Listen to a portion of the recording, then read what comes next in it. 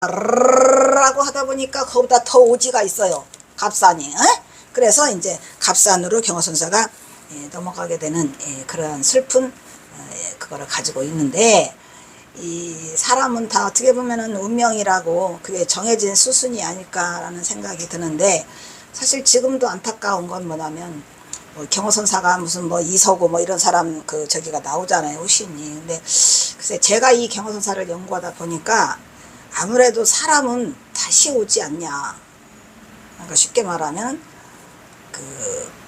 타방정토는 아리송하지만 어쨌든 우리는 이 사바세계를 쉽게 벗어나기가 쉽지는 않은 것 같고, 경호선사는 갑상곤으로 넘어가게 되는 그러한 불우한 운명을 가지고 나머지 말년을 거기서 이제 정착을 하게 되는데, 사실 뭐 경호선사가 무슨 갑상군 가려고 생각이나 했겠습니까? 하지만 더 오지로 숨어야 된다고 하니까 이 간계군은 그래도 이렇게 좀 거시기가 해요. 간계읍성도 좋고 또 시내는 또 번화가 더 있고. 그런데 갑산도 물론 읍성이 있지만 갑산은 훨씬 오지죠. 그 갑산에서 신기하게 또 그 갑산도 참으로 운명이 거지 같은 곳인가 봐. 그 홍범도 장군 있잖아요. 그분이 거기서 많은 거 일으키고 거기가 근거지더라고.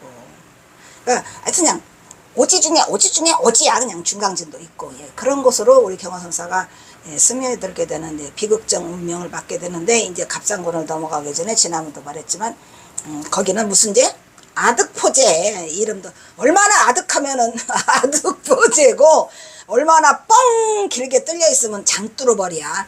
이름도 참, 옛날에는 왜 그랬잖아요. 있는 데를 갖다 붙이잖아 전부 다. 그러니까 이름만 들어도 갑산 아득포제를 넘어, 좀 있으면 나와. 얼마나 아득하게 멀면은 안 보이니까 아득포제. 장뚜루벌. 아휴, 경호선사 내가 속상한 거 뭐냐면 경호선사가 복조가리가 없다는 사실이죠. 왜 지금도 보세요. 왜 하필이면 경호선사 선양하는데 왜 설정스님하고 이게 맞닿느냐는 거야. 운명적으로.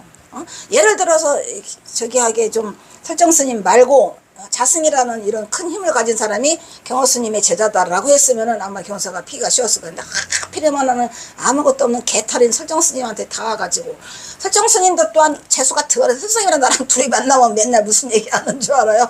아이고 홍박사나 나는 재수가 더럽게 없고 복이 없어 하려도 안 되잖아. 그러니까 또 나는 하필이면 줄을 서야 되는데 또 하필이면 설정 밑에가 줄을 서버렸으니 바꾸기는 싫고. 있었죠. 기회는 많았었어요. 자승스님하고 종상스님이 다 뭐 하려고 설정스님이 손만 놓으면 된다는데 그 손을 못 놨죠. 왜냐면 경호가 거기 없는데, 없는 곳에 가서 내가 왜 줄을 서. 그러니까 설정스님이나 나나 복조가 더럽게 없는데 그